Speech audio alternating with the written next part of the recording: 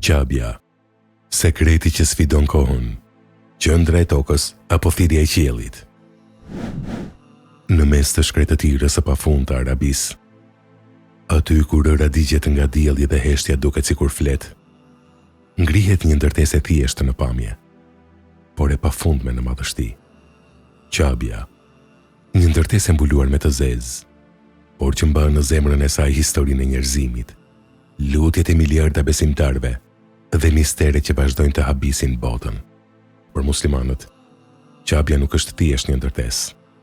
Ajo është pika ku drejtohen zërat, 5 herë në ditë, nga çdo cep i planetit. Miliona njerëz përkulen në të njëjtin drejtim, një unitet që nuk është parë kurrë në historinë njerëzore. Si filloi gjithçka? Sipas traditës islame, themelet e Qabes u ngritën nga profeti Ibrahim dhe djali i tij Ismail me urdhër të Allahut. Kurani e përmend këtë moment madhështor. Dhe kur Ibrahimi ngriti themelet e shtëpisë bashkë me Ismailin, Surja Al-Bekare 127. Një shtëpi e ndërtuar jo për mbretër, jo për pasuri, por për adhurimin e një Zoti të vetëm. E çuditshme është se kjo shtëpi u vendos pikërisht në një lugin të thatë, pa lumenj, pa gjelbërim, pa jetë. Një vend që logjikisht nuk do të zgjidhej kurrë për të bërë qendra shpirtërore e njerëzimit.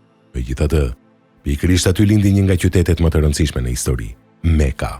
Dhe sot, pas mira vitesh, miliona njerëz udhtojnë drejt saj me një mall që nuk mund të shpjegohet me fjalë.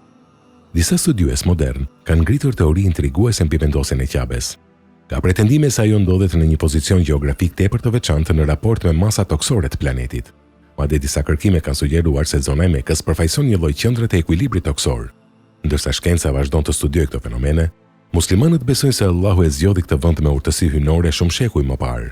Kurani, 14 shekuj më parë, e quajti Qaben shtëpia e parë e vendosur për njerëzimin, Surja Al-Imran 96. Një deklarat që vazhdon të zgjojë reflektime dhe sot, ndërsa profeti Muhammed foli për Qaben me dashuri të jashtëzakonshme. Kur u largua nga Meka, ai tha: "Sa qyteti mrekullueshëm që je, dhe sa i dashur je për mua. Sikur populli im të mos më kishte nxjerrë prej teje, nuk do të kisha banuar në asnjë vend tjetër përveç teje." Sepse Qabja nuk është vetëm gur dhe pëlhur, ajo është kujtesë, është drejtim, është vendi ku lotët bien pa turp, ku zemrat thyhen dhe rindërtohen, ku njeriu kupton sa i vogël është përballë krijuesit. Gjatë avafit, kur besimtarët rrotullohen rreth Qabes, krijohet një pamje që të kujton orbitat e universit, planetet rreth diellit, elektronet rreth bërthamës dhe njeriu rreth shtëpisë së Zotit. Sikur gjithçka në univers të jetë krijuar për të lëvizur rreth një qendre.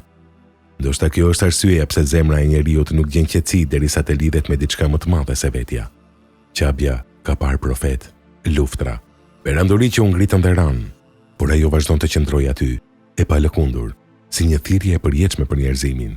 Dhe ndoshta sekreti më i madh i Qabes nuk është vendodhja e saj, as historia, as misteret shkencore, por fakti se, mes gjithë kaosit të botës moderne, ajo ende arrin të bashkojë miliona zemra në një drejtim të vetëm, drejt Allahut.